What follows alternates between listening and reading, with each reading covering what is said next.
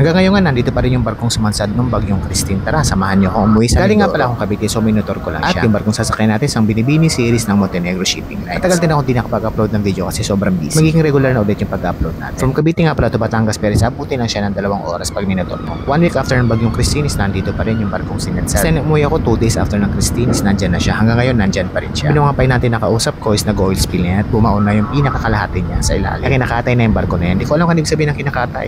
Alam niyo ba? Diyan sa comment section comment nyo. Pag nagmumotor ako, gusto kong bumiyahe ng madaling araw kasi hindi mainit at the same time konti lang yung pasahero. At yung motor na gamit ko is yung Bristol ADX. 160cc lang to kaya nasa National Road ako tumaan. Napakaganda ng biyahe dito. At kung tatanungin nyo kung ilang oras yung pagmumotor mula Cavite to Batangas, depende. Isa't kalahating oras pag mabilis ka at 2 oras naman kung medyo mabagal-bagal, minsan 3 oras kung traffic. Pero kung di ako dumadaan sa Laguna, Cavite, Tagaytay, Nasugbuan daan ko. Pili, Laurel or Taal, depende kung saan mo gusto dumaan. Kung nga pala is napakalaki nung pinakailalim nyo, ilalagyan ng mga sasakyan sa barko ng mga Montenegro. Bago nga pala to, ewan ko lang talaga kung bago or ni-repair lang to tapos binahe nila dito. Napaka-friendly ng mga crew nito at syempre Montenegro Shipping Lines yan. Kaya akitin natin yung pinakataas. At isa ang Montenegro Shipping Lines sa pinakamalinis sa barko na nasakyan to. Try, tutur ko kayo sa Binibining Abrati Ilog.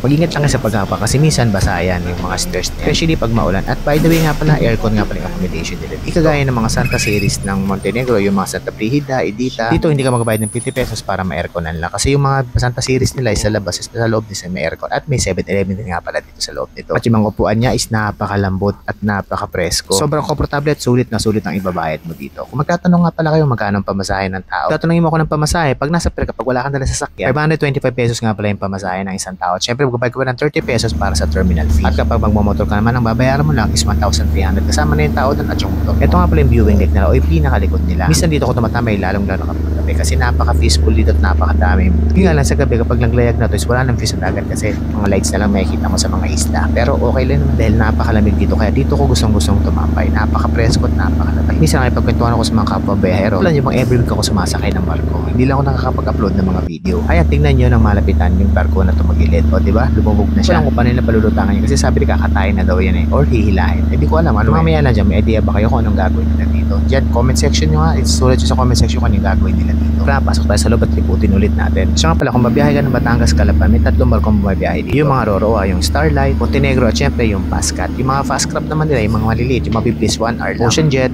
Supercat at syempre yung Sprint ng Starlight. Tara sa CR naman tayo. Ayos naman yung CR nila dito. Malinis naman kahit pa paano. At syempre wala ring amoy. O na-tsempo ako lang na walang amoy. Kasi yung iba minsan may amoy. Pero hindi natin maalis yung amoy niya kasi minsan talaga mapangay. May mga hindi talaga nagpa-flash. Kayo, na-counter nyo na ba yung mga nag-CR tapos hindi nagpa-flash? Minsan nakakita pa ako ng mga gearbox din. At maganda dito, meron siyang bidet. At ito nga pala yung 7-Eleven sa loob. Lahat na makikita mo 7-Eleven nandyan. Ang wala lang siguro dito yung mga pack meals nila, syempre Slurpee. At yung iba, may hotdog sila at yung siopaw. Ang maya-maya lang is mapupuno na ng pasahero to. Masasakyan kasi yung unang sumasakay dito. Kaya kung pwede kang humiga dyan kung gusto mo. Kung konti yung pasahero, pwede kang humiga. Pero kung marami, huwag ka namang higa. Be considerate to others na lang. At actually, 3 AM na nga pala at 4 AM na umalis tong barkong to. Kaya medyo konti ang tao, mapansin nyo. Pag ako sumasakay ng barko dito, ko lagi pumapesto sa side na to. Kasi dito hindi mo mararamdaman yung pinakaalo ng barko. Ewan ko kasi ako, yun lang ang pakiramdam ko sa side na to ng barko. At syempre, napakasarap umidlip dito. I-idlip muna tayo ng mga ilang minuto. At ang haba rin ng legroom dito, hindi mo maabot yung kabila basta-basta. O diba, kailangan mo pang mag-effort para lang abutin. So lalabas muna tayo after natin tulog. Ayan, malapit na nga pala tayo ngayon sa Calapan. Papansin nyo, diba, napakaganda ng view, napakaganda mag-send dito sa may taas. At magsi 6 AM na nga pala bago tayo nakarating. 4 AM siya umalis at 6 AM. Alam niyo ba, actually in reality is 2 hours na talaga yung biyahe. Sinasabi lang na 2.5 hours. Kasi pagdating doon sa pinaka-pier is 30 minutes pa bago siya makarampa or makadikit kasi napakadami pang maneuver na gagawin. Napakadami yung isla na makikita dito lalong-lalo pag umaga kayo ng biyahe. Kaya napakaganda ng mga islang makikita nyo, tanawin na makikita nyo. Pero isang beses pa lang ako nakita ng dolphin na nilipat-lipat dito. So almost 5 years ko na pabalik-balik sa Calapan, Batangas to Calapan every week. Hindi pa ako masyado nakakita ng mga dolphin once pa lang. Tapos na bagyo pa noon.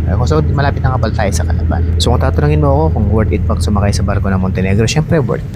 Ito yung pinaka-paborito kong barko na sinasakyan. Kasi komportable, maluwag at syempre malinis yung barko. Okay din naman sa Starlight kaso depende talaga sa barko yan. Pero okay din naman lahat ng barko. Ang mahalaga naman is makarating ka na ligtas sa patutunguhan mo. At syempre bago ako umalis, magdasal ka muna maging ligtas at payapa yung paglalakbay nyo, diba? At makalipas nga ng ilang minuto is nandito tayo sa puerto ng Calapan. Ngayon nakikita nyo isa, yan yung Santa series nila. Santa Edita nga pala yan. So dito na ako sa Calapan at maraming salamat sa pagsama ulit sa akin. Sisimulan na ulit natin mag-upload ng mga videos ng ating pagbibiyahe at syempre pag motovlog na rin natin sa iba't ibang lugar dito sa may Calapan. At syempre para alam nyo yung mga pupuntahan natin. O diba, tara hanggang sa muli.